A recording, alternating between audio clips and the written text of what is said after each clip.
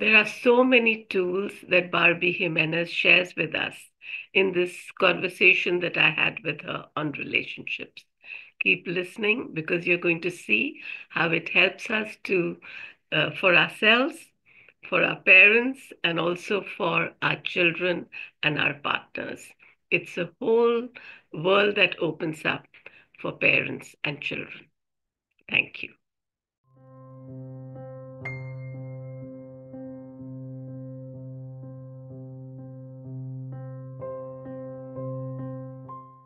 Welcome to Co Creative Conversations from Co Creator Circle. I'm Minakshi, and today I'm going to be speaking with Barbie. As you know, we always speak with people who are walking their talk and talking their walk, who are inspiring change makers from so many different walks of life. You, who are the listener and the watcher, are an important part of this conversation. As you listen to us, as you watch us, please share your thoughts in the comments.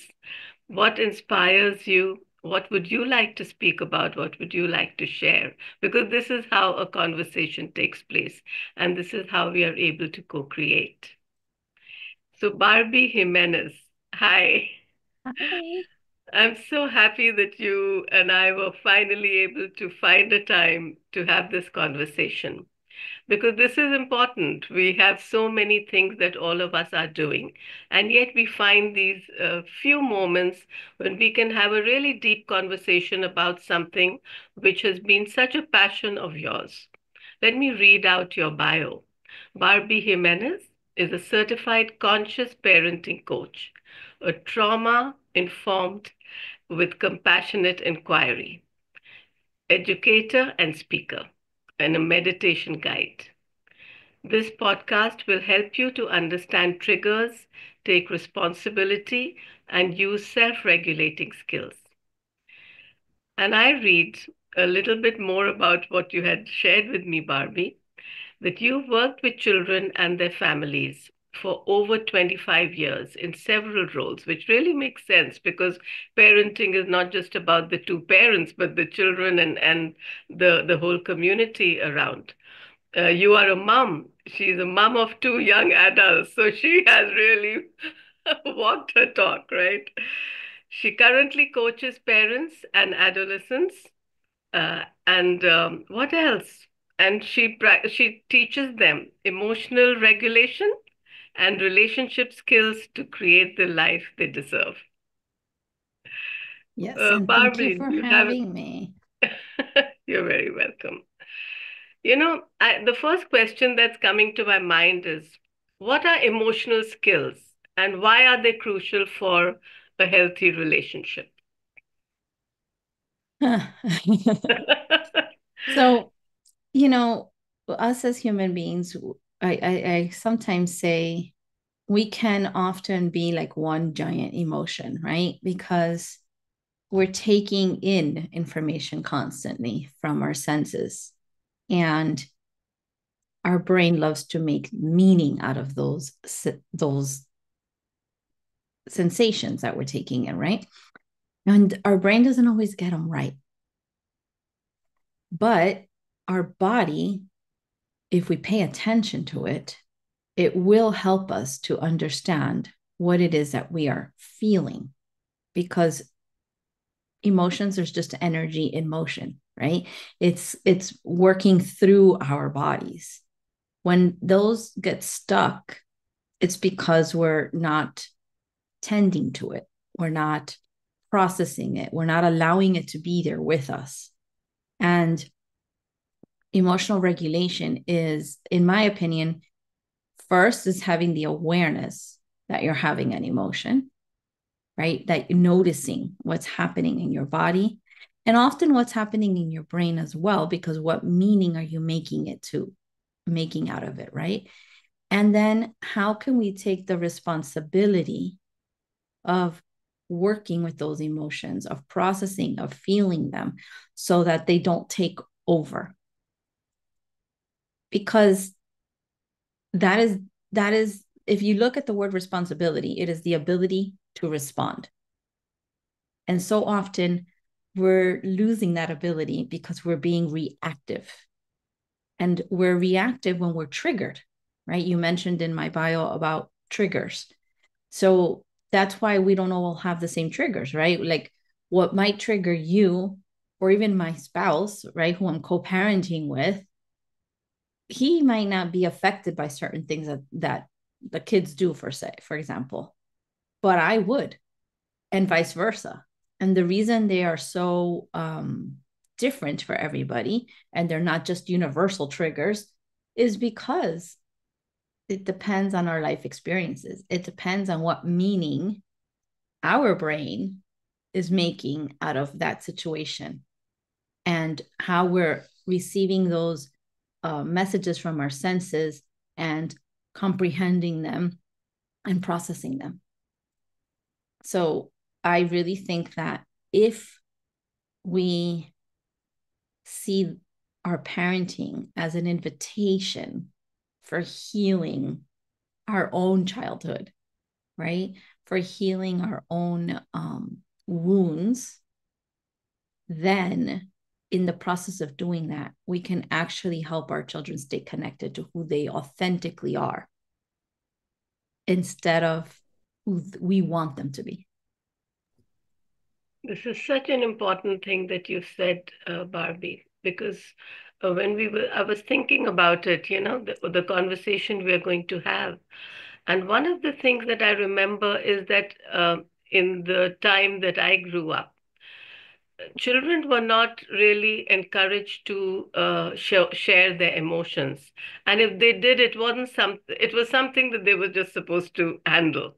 You know, Right. Right. parents were so busy with other social responsibilities or whatever there was at that time, and so it may not be a wound, but it's definitely something that parents have had to learn how to feel their emotions. So when you say that they heal their own emotions when they're parenting, does that help or does that really come in the way of their children then?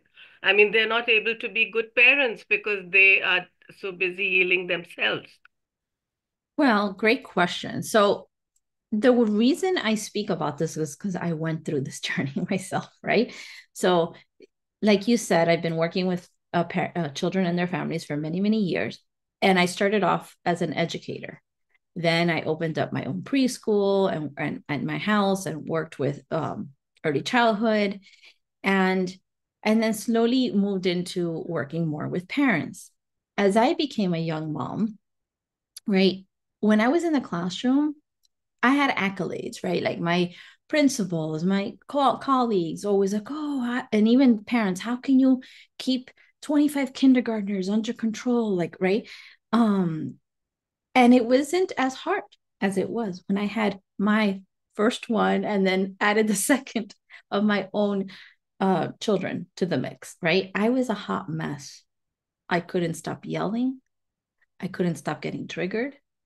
And so I realized, thankfully, by something my son said to me when he was around, can't remember exactly, between 7 and 9 years old, he said to me, "You're trying to control me. Stop."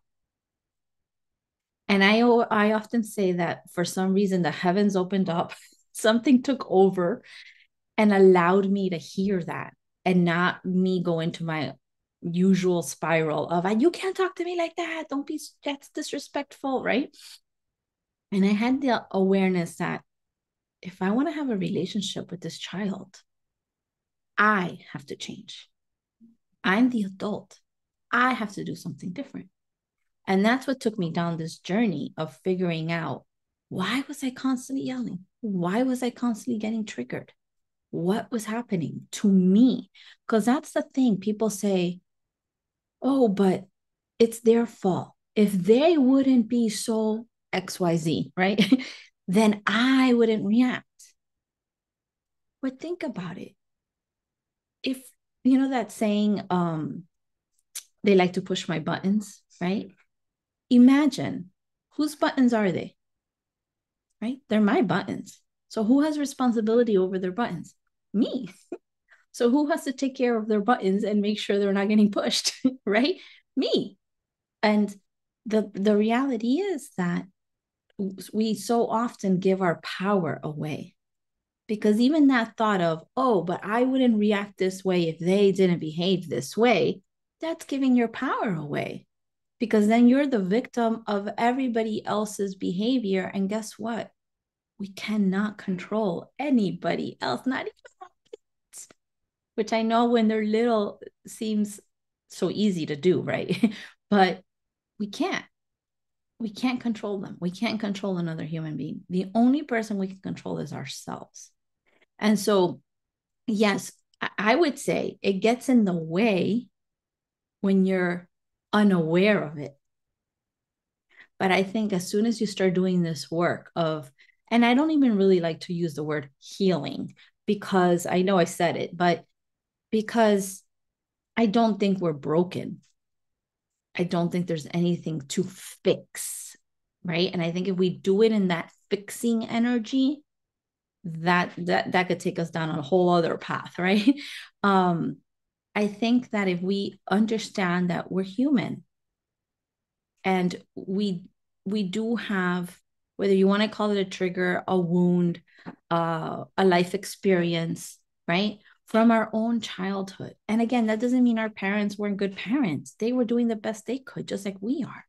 But think about it. 30, 40, 50 years ago, we didn't have the research that we have now about how the human body works, how the nervous system works, how the brain works.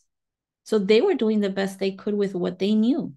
And now we know more about how all those things work. And so we have to put them into play for ourselves and for our kid and for helping our kids to develop. Now, yes, I think it does get in the way, because it's almost like you're doing two jobs at the same time, right? You're working on yourself, but then, like I often say, but you still have a human child standing in front of you that needs you, right? And so the way I handle that is that I take my background in education, and in those skills, I've also studied conscious discipline. So in those skills that I've learned, I teach that to parents to use that while they're doing their inner work of healing, or there's that word again, right? But of let's come up with a better word for that, of becoming aware, right, of what might be driving their life. Because isn't that the beauty, like, that our children can hold up the mirror for us and be like, hey, you still got stuff to work at. Not from, again, not from a victim point of view of I have to heal this and fix this, but from a, don't you want to live your life to the absolute fullest that you can?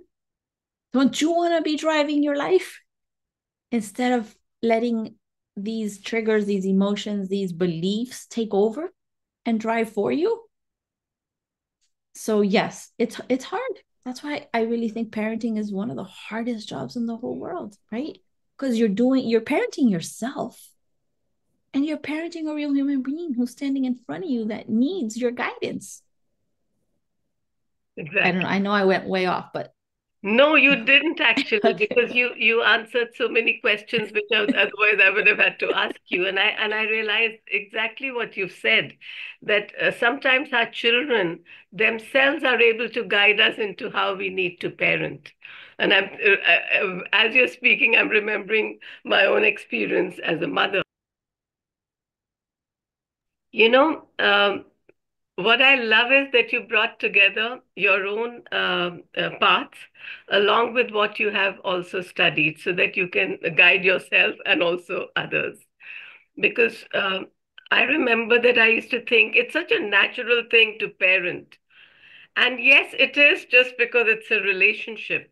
But it's also so important to know the tools which have been given to us by people who have been parents themselves, and so I had children very late in my life. I mean, considering late, because it was later than many of our friends.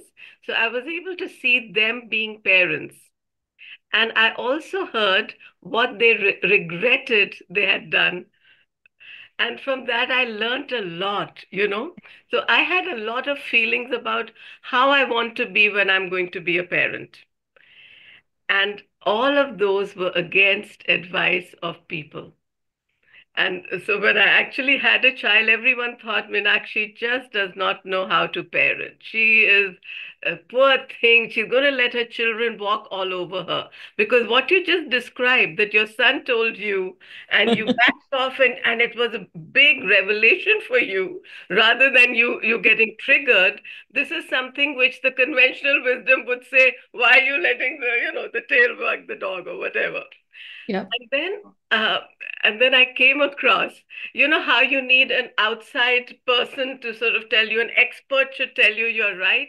I came across this beautiful book by Wayne Dyer that said, "What do you really want for your children?" It's such a thick book. I mean, I don't know. I love him, and I've never heard of that one. Oh my gosh, I read that book and I said, thank you, because it was all about exactly what you said, that the parent has to work on themselves. So actually, it is a blessing to have a child because we are able to do that. We get that chance, we get that ability, and we give that space to ourselves, and we do it because of selflessness. You did it so that you could be a good parent to the child. You know, one thought Well, I just want, yeah. yeah, but sorry, but something comes up for me in that because I often wonder, why did we have kids?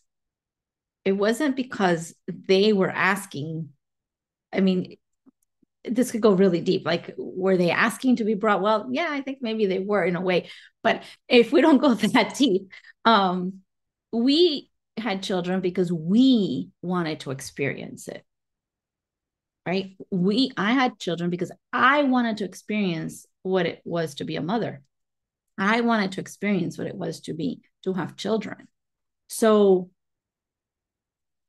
I think that sometimes when we think of like this job, yes, it is selfless, but I think sometimes that could also take us down this rabbit hole of like, you have to appreciate me because look how selfless I am. Right. And it's like, but recognizing, wait, I chose this.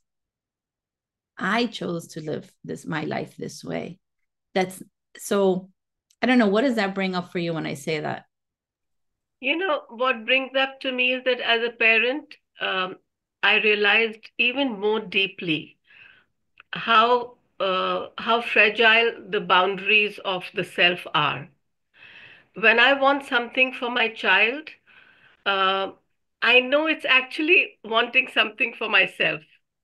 And when I want something for myself, I know it's also for my child. Just to give an example, if I want to be, what keeps me wanting to stay healthy now, physically healthy, Mm-hmm. is that I don't want to be a burden on my children when I grow older.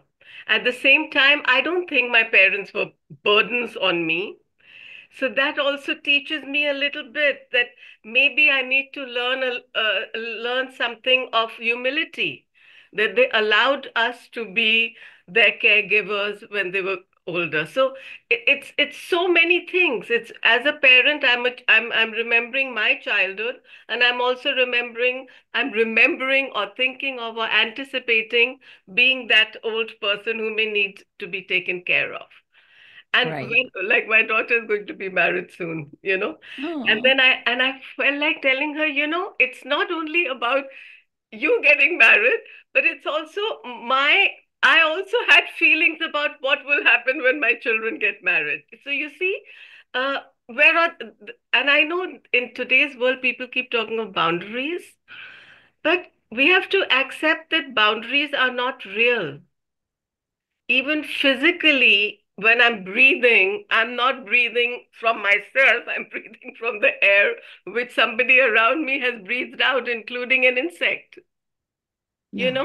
So I know, just like you said, if we say how does the child come to us, we can go down this, we can go very wide with this also. But I feel, but this is what came up for me when you asked that question. Yeah. I had another question for you, Barbie, because you were talking about healing, and this Hmm. word keeps coming up for us when we talk, Yeah. even when we talk of health. Uh, I went when we were talking about who are you and all that, what do you do? And I realized that the word healing is not just that something is getting fixed, but also that we are becoming more whole. We are becoming more who we are. The child was once in the body, not completely merged ever, always had its own individuality, but it was a part of the mother. It Hmm. was a part of the father. Where are the Hmm. boundaries? And the healing, therefore, is when I really feel, don't you feel, Barbie, that becoming a parent, do you feel made you feel more whole? I don't think I've ever, well, yeah, I mean, I've never sat with that question. That's a great question. I think it led me to discover myself. So yes, right? Because I like the way you put that, right? It's more whole. I like to look at it as a remembering of who we are, right? I feel like we're here to remember who we really are at our core, at our essence, right? And so I think being a parent is definitely gives you the possibility of exploring that if you accept it, if you accept the invitation and you look at it that way and experience it that way, because some people don't. Um, Unfortunately, they stay in that needing control and those hard boundaries, like you were saying. But I definitely think it is an invitation to to learn who we truly are, right? And why am I triggered? Why am I believing these things? And understanding that those things come from our own, typically come from our own childhood experiences and things that we have to question and say, wait, do I really believe that? Or is that just something that culture believes and has been conditioned within me, or something that is a family belief? Right? Just questioning everything.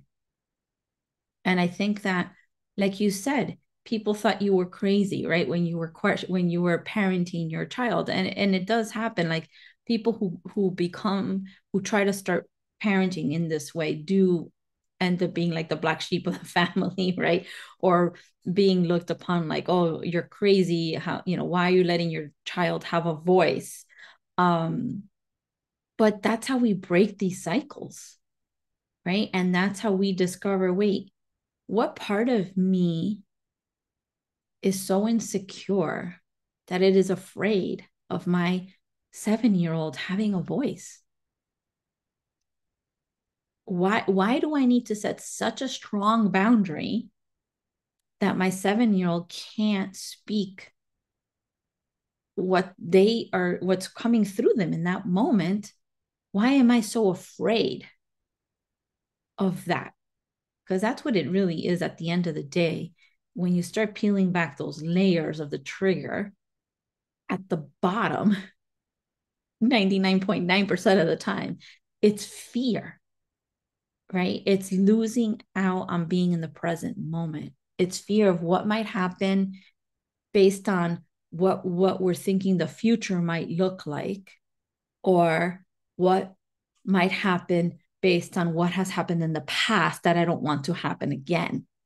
But we're definitely not in the present moment, which is exactly where children live, especially children under the 7 and under. They are literally in the present moment. That's why, like, their imaginative play is so real to them. They literally are in the play in that moment. It's almost like they leave the 3D world, right? And so it's a gift to observe them and to remember that that's where we all came from. And so going back to that, the word boundary is very, I feel, charged in the parenting world, right? Um, but if we look at a boundary as, what am I going to do differently? Again, we can't expect other people to change or to do something differently. So, like, for example, a real concrete example is if a parent comes to me and they're like, but I can ask my child to turn off the television and they don't listen. I said, okay, so what do you do next? Well, I keep asking and I get louder and louder, and they just don't listen. And I'm like, well, let's break that down. You're doing the same behavior over and over and over, pretty much the same thing. You're just getting louder, and you're expecting your child to do something different when they've already shown you over and over and over that for whatever reason, they're not changing right now. That's the definition of insanity, right? Doing the same thing over and expecting a different outcome. So a boundary is not, I'm getting louder. A boundary is, I'm going to walk over and turn the television off myself. That's the boundary. Now, does that mean my child can't have feelings? Going back to emotions, right? That my child can't have emotions about the fact that I just set a boundary and turned off the television? No, they're human. They're going to have emotions. And now our job is to help them regulate that, to learn how to work with that. But if we're so afraid of our own emotions, we can't be that container for them.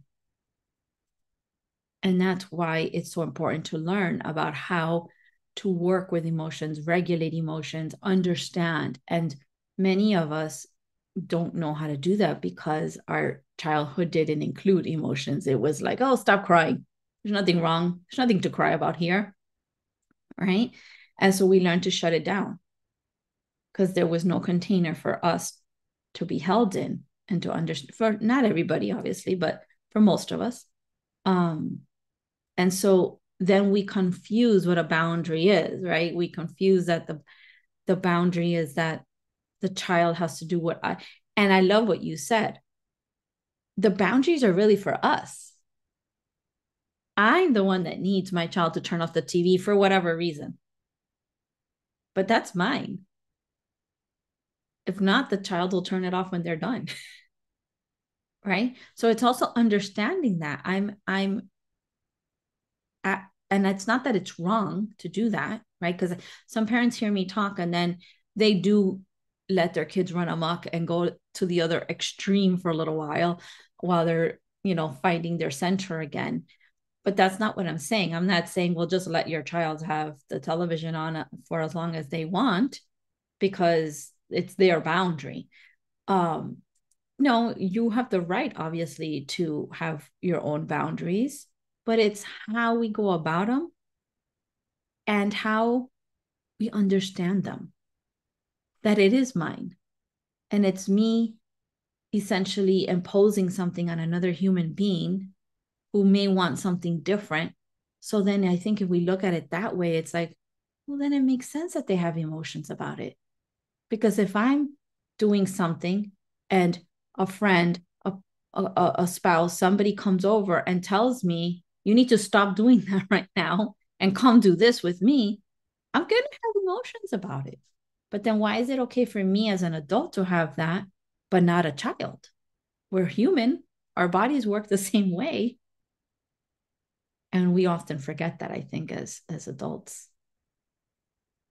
So this was something I was going to ask you. When people come to you, do they come just the parents or do they come with their children? So mostly I just work with the parent, unless there's an adolescent that wants, because adolescence, part of adolescence is becoming independent, right? And so they often don't want to be, let's say, coached by their own parents. They start, right? And it's normal. They're supposed to be breaking away, right? Otherwise, they would live with us forever. And we don't want that either. Maybe our heart does, but so it's normal for them to start wanting to find other people to talk with, right? So sometimes if it's an adolescent, I'll coach an adolescent alone. But anybody younger than that, it's basically helping the parents, because when the parent changes, everything around them changes, right? It's just, that's just how the world works, right? When one, if we're a drop, what's the saying? I always mess up these. If you're a drop in the ocean and the ocean itself, right? If one wave changes, it affects the entire ocean. And so it's the same thing. If one parent, and a big question I get, well, but do both parents have to be on the same page? Not necessarily. That would be ideal, but not necessarily, because if one parent is doing the work, they're already changing the environment in that household, in those relationships.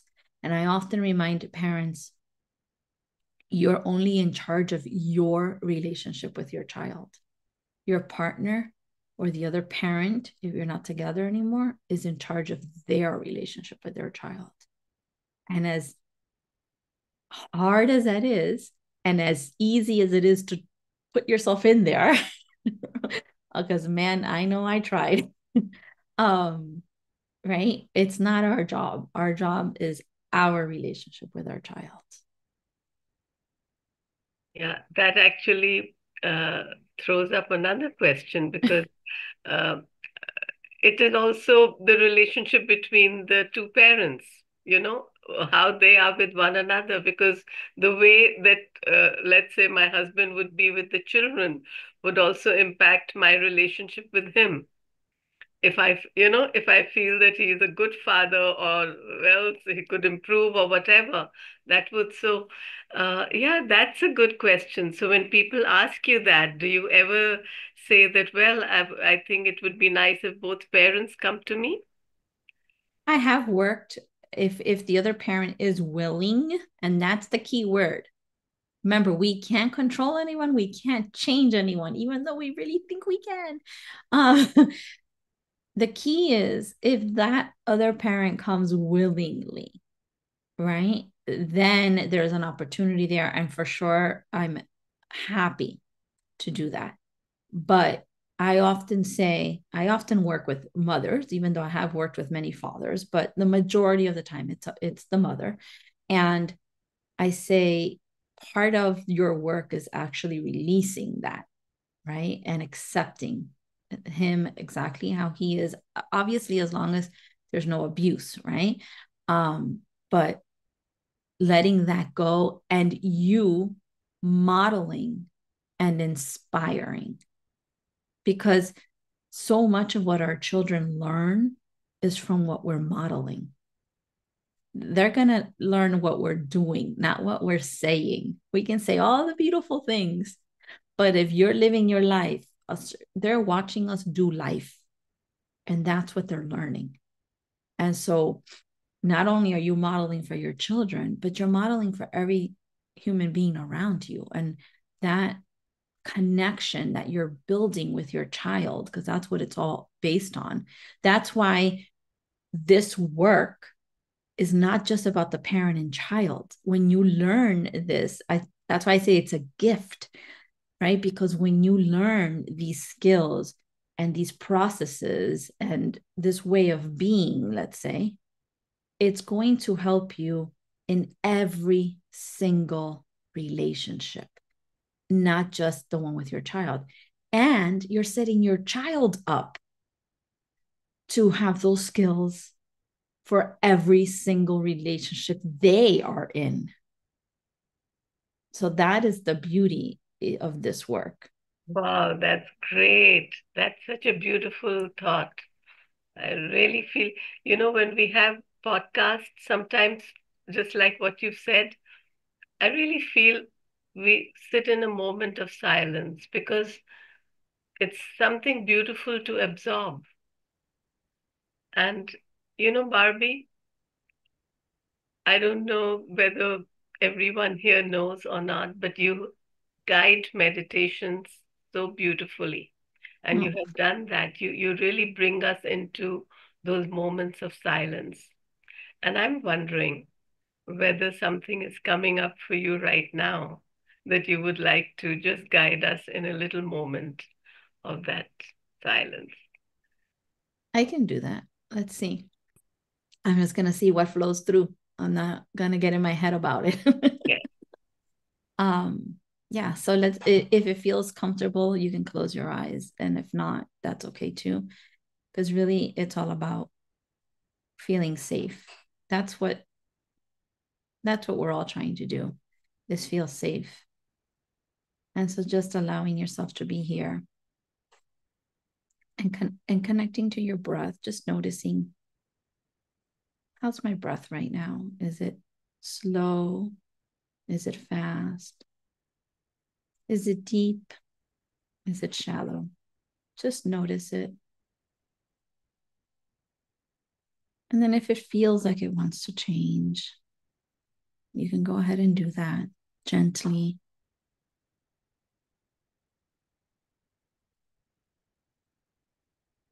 And just allow your entire body to be here. Notice where you're sitting or lying down. Notice if your feet are on the ground or crossed. And again, we're not making it wrong or needing to change it. We're just noticing it. Allowing our body to be the way it wants to in this moment, while at the same time noticing if it wants something different, then go ahead and give it to them.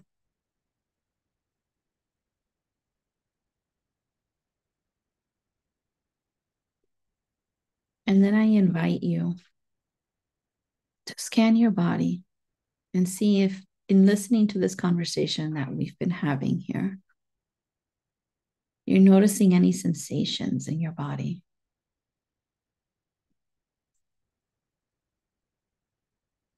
And give you just a few seconds to maybe start at the top of your head and work your way down, or vice versa. Or maybe there's a sensation calling out right away. It could be butterflies in your stomach, heat in your throat, tension, pain, numbness. Even having no feeling is a feeling. And so just become aware of that sensation in your body. And if you feel called to, you can put your warm hand over it. And remember, we're just allowing it to be here with us. We're not judging it. We're not trying to fix or change it. We're just allowing it to be here. And we're offering it our awareness, our acceptance, our love, our understanding.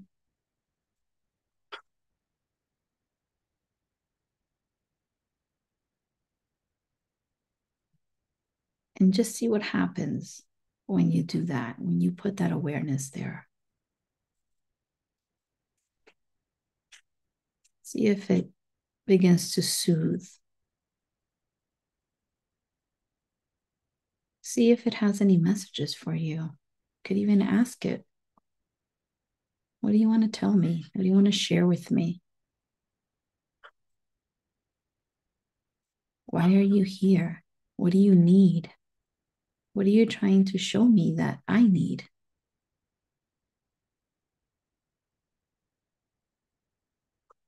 And I know this is just a short little process here, but I invite you to do this again later with more time and spaciousness, and journal about what comes up for you.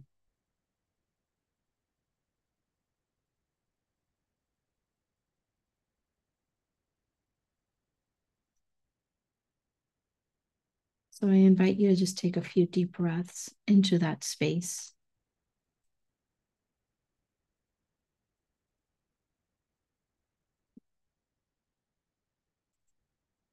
with the awareness that everything is happening for us. Nothing is happening to us.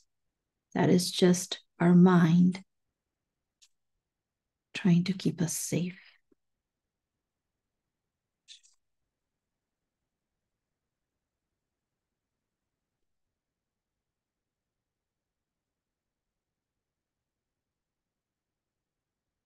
And so whenever you're ready, I invite you to take 3 deep breaths and allow yourself to come back to this present moment, to this conversation that we're having. Remembering that this safe place is always living within you, and you can always tap back into it. And when you're ready, you can open your eyes.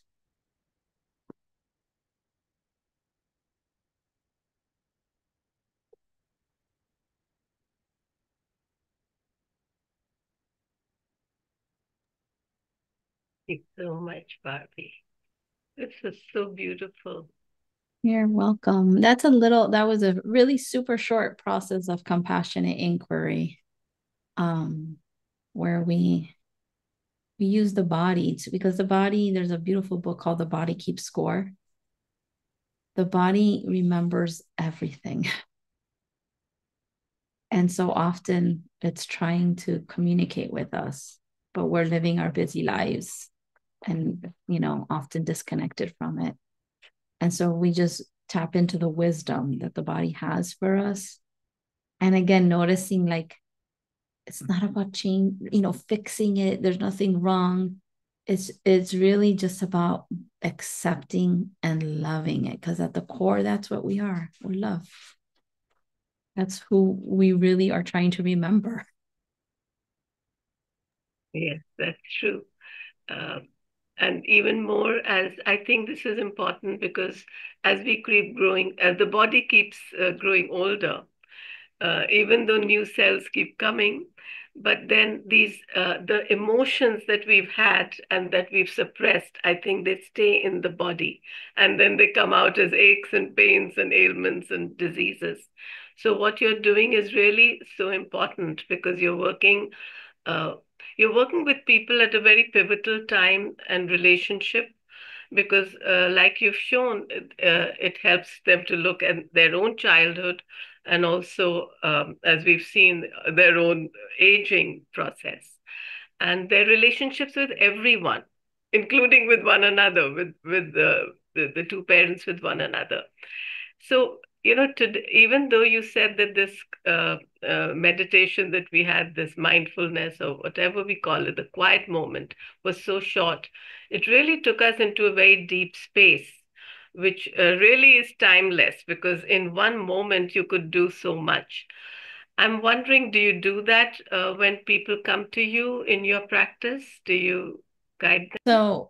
So it depends on the client. I do have clients that are willing to go there and ready to go there, and I have other clients that are not.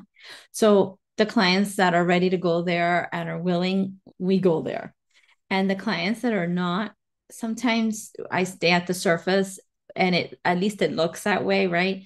And our conversations are mostly about tips and tools and strategies that they can do for the situations that they are having with their child, because I feel that's very important too, right? To have a tool belt full of things that we can do. But what they may not realize is that at the same time, it's rewiring their brain, because the very first thing that I work with parents on is becoming aware of what they're thinking in the moment, right? Because if my child is behaving a certain way, and to me, behavior is a form of communication. All behavior is trying to communicate something to us. Okay. So a child is behaving a certain way. And we, going back to those boundaries, we don't like the way they are behaving for whatever reason, right? And we want it to look different. But the way we're going to show up and handle that is 99% based on what we're thinking. So if I take you back to that example with my son, right? If I would have been thinking, he's so disrespectful. I can't, which there was a little part of me that was thinking this, okay? I can't believe he's talking to me this way. Who does he think he is? He's trying to manipulate me. Like even the way I'm saying those words has an energy, right? It's like, it's and I'm gonna show up with my nervous system ready to attack or defend itself or get out of there, right?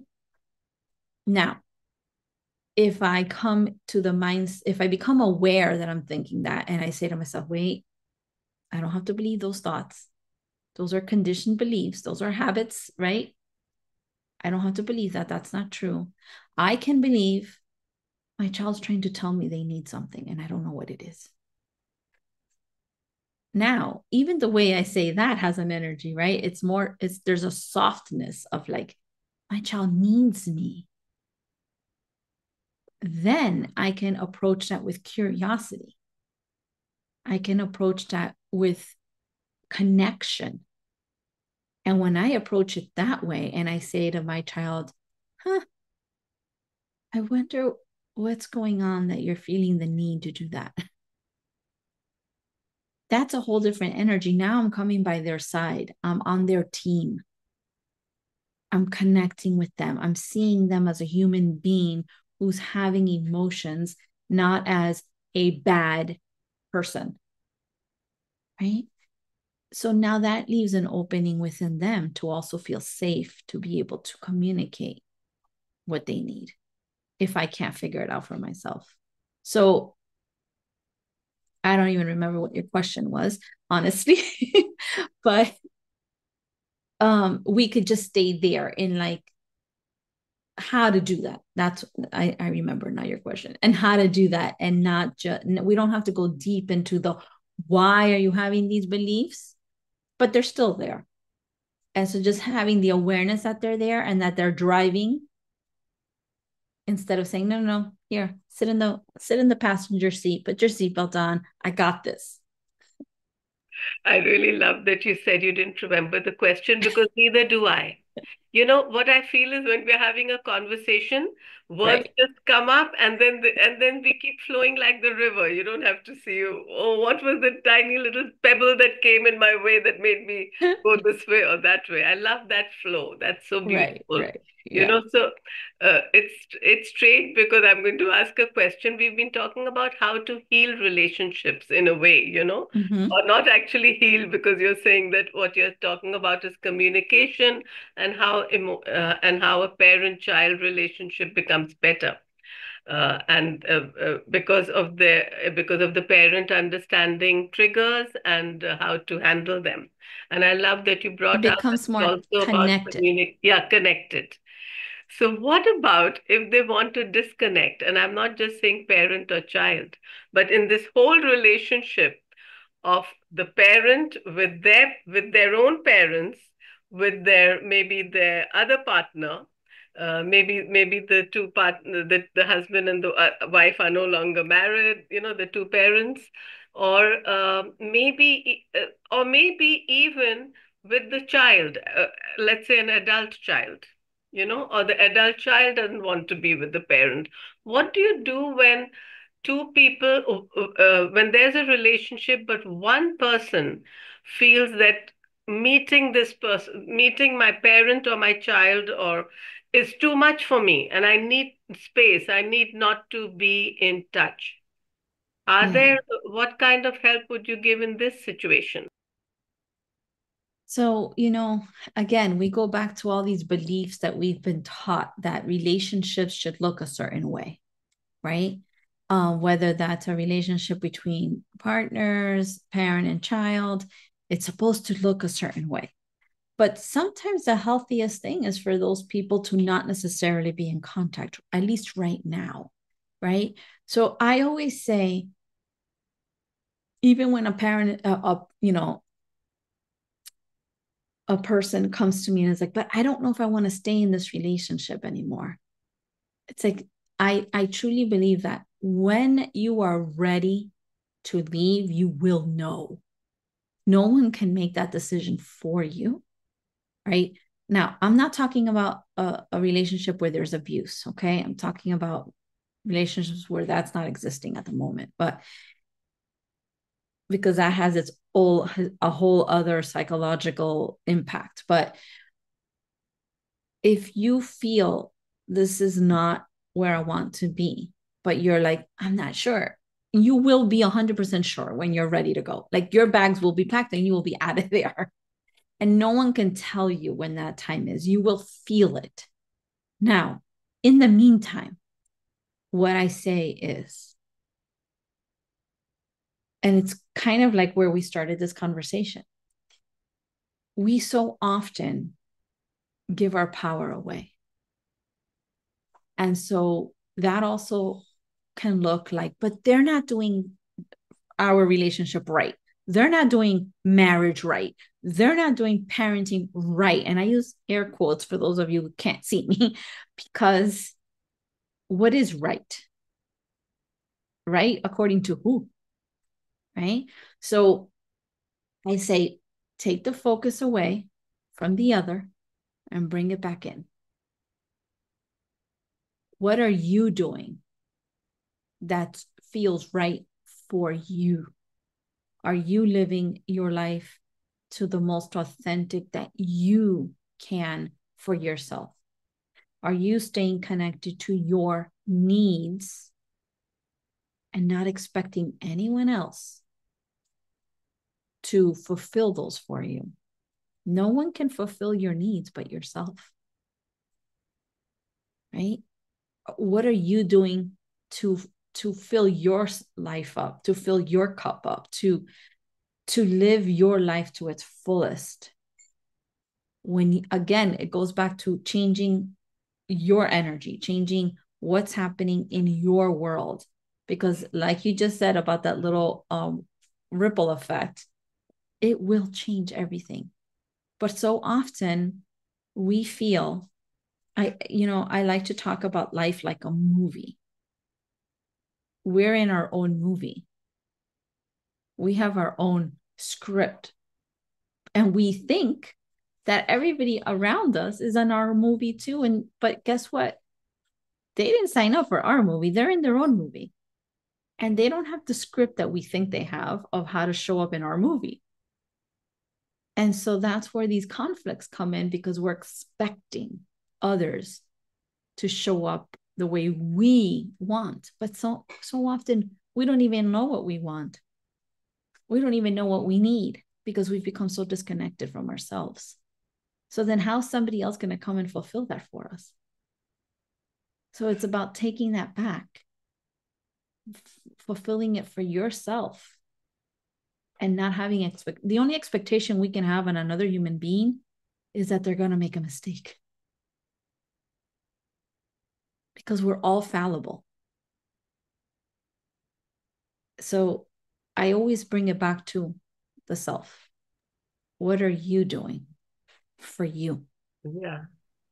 And actually, this was a question that had come up from one of our listeners, and they had a follow-up question ready. Okay. So if one person in a relationship actually feels that now they need to move away in any of these relationships we're talking about, what do you suggest? How do you suggest ending it in the most conscious and compassionate way? Yeah. Again, I think it's by taking responsibility and not blaming the other person it's I'm choosing to walk away. I need this right now, right? It's not about you. And if it's parents and they have children, I think it is very important to not speak poorly of the other parent to your child, right? Your child will grow up. Your child will see through their own eyes.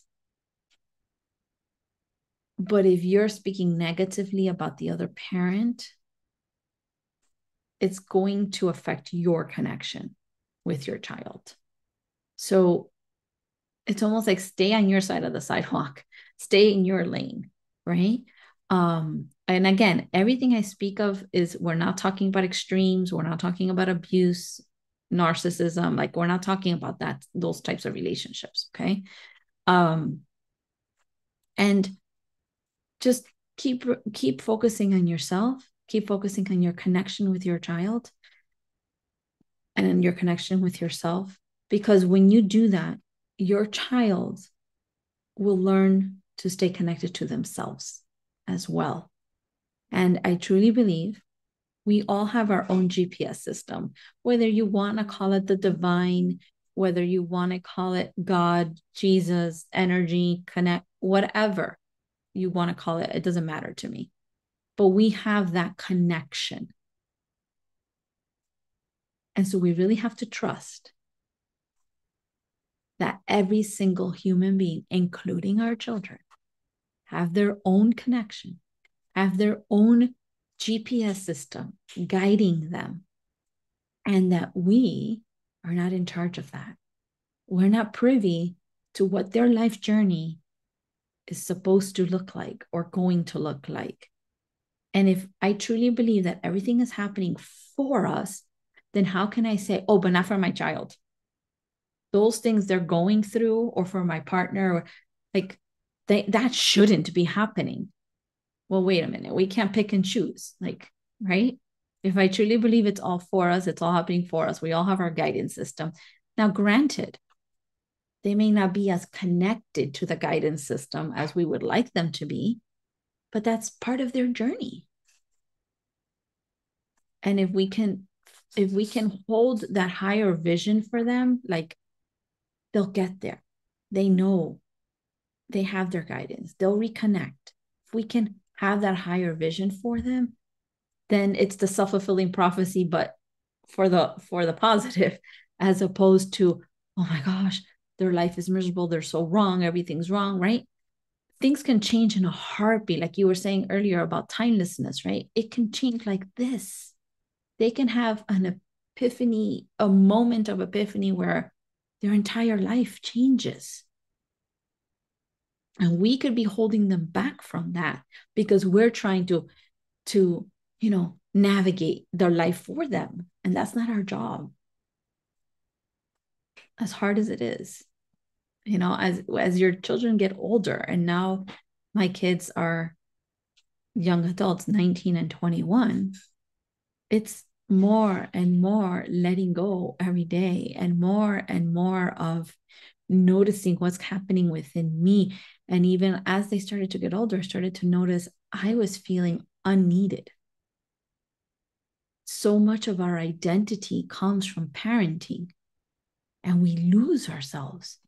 And then we're like always in an uproar until I realized, like, wow, this is me sad because I have this belief that I'm no longer needed. And so then I had to sit with that, work with that. Because again, it's mine, it's not theirs. But their behavior shows up because they're like, that doesn't feel good. Get away from me.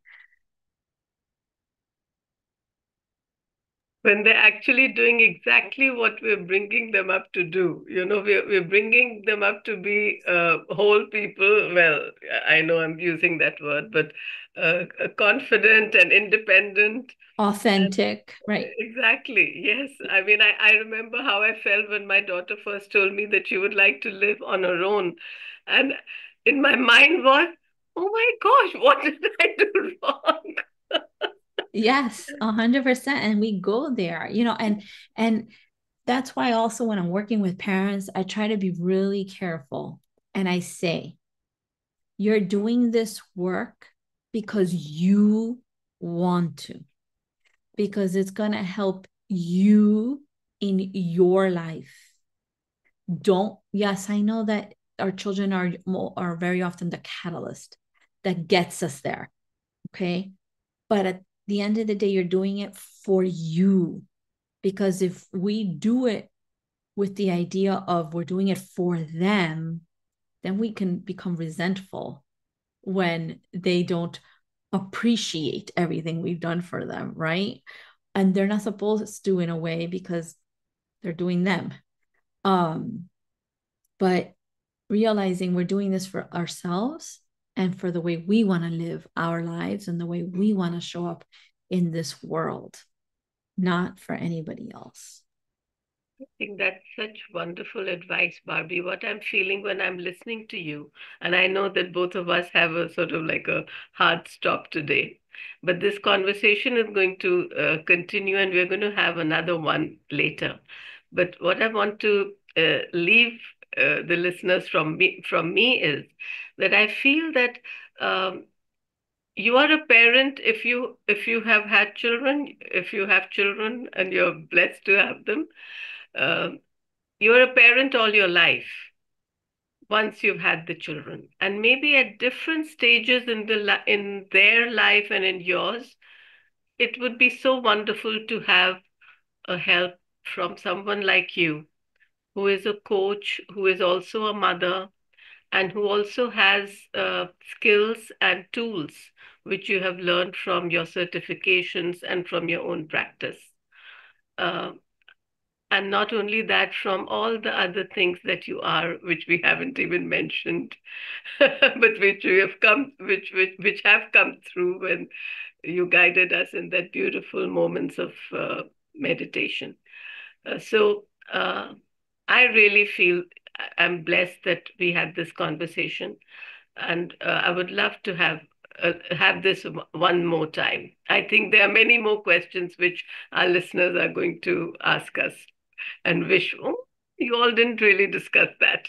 I We would love to. discuss I would love everything. that. And I would love to hear from people who are listening to this conversation or have listened to it. Like, what is coming up for you? What are those questions that are coming up for you? And I think we would be happy to be in another conversation to answer all of that. And I know that parent guilt is a huge thing. And so again, there's a gift in that of if we can see it and not